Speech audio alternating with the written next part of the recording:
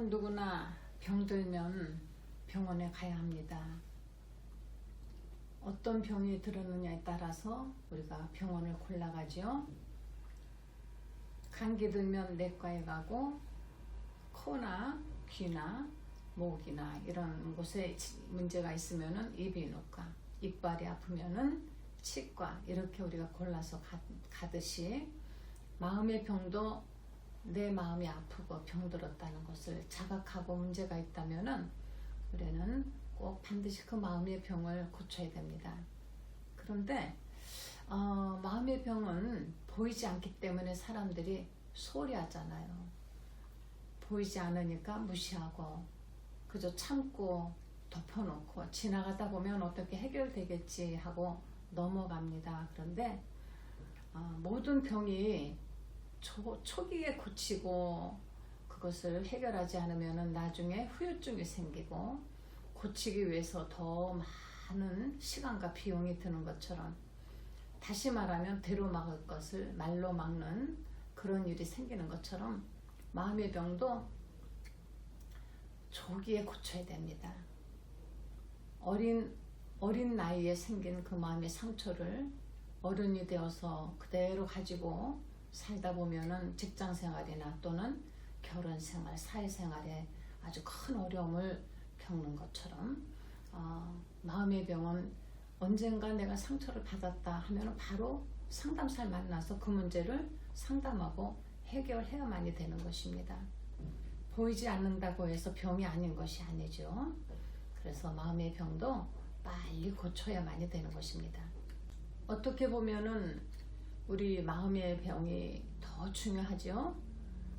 우리가 정신적으로 어떤 충격을 받고 쇼크를 받으면 갑자기 우리 가슴이 벌렁벌렁 뛰고 또는 답답하기도 하고 동공이 커지면서 어떤 사람은 또 울렁울렁하여서 토하기도 하고, 심지어는 너무 그 마음에 상처가 큰 사람은 그냥 누워서 꼼짝 못하고 며칠을 누워서 끙끙 앓는 사람들이 있습니다.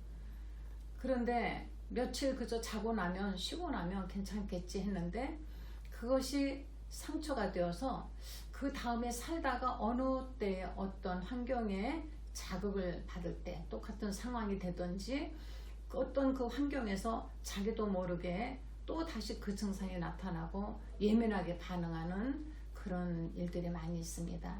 그래서 우리는 그 마음의 병을 고쳐야 되는 것, 보이지 않는다고 해서 당장 아무 문제가 없다고 해서 그냥 넘어갈 문제가 아닌 것입니다. 그런데 무조건 모든 마음의 병이 다 상담소에서 해결되는 것은 아니고, 또는 모든 마음의 병을 다 정신과 병원에서 해결되는 것이 아니고 구분을 잘 해야만이 되는 것입니다. 어떤 것은 반드시 상담을 통해서 고쳐야만이 되는 것이 있고, 어떤 것은 절대로 병원에 가서 약물 치료를 해야만이 되는 그런 병들이 다 분류되어 있습니다. 그런데 모든 것을 다 병원에서 약물로 치료하려고 하다가는 그 약이 떨어졌을 때 오히려 더 증상이 악화되고 재발됐을 때는 더 어렵게 되는 것, 그 중에서 우울증 같은 것은 이것은 약으로 하기보다는 상담사를 만나서 상담을 통해서 치료를 해야만이 되는 것입니다. 어느 정도 약으로 먹으면 약을 먹을 그때는 낫는 것 같아요. 그런데 약을 끊고 다시 악화가 됐을 때, 재발됐을 때는 훨씬 더 어렵게 되어서 대부분 우울증 치료를 하다가 약을 끊었는데 자살을 하는 그런 사람들이 있는 것은 바로 그 같은 것 때문인 것입니다. 그래서 우울증이 있는 분들은 반드시 상담사를 찾아와서 상담을 통해서 그 문제를 해결해야만이 되는 것입니다. 이런 식으로 병원에 가야 할 것과 그리고 상담소에서 상담사를 만나서 상담해야 될 것이 구분이 되어 있습니다.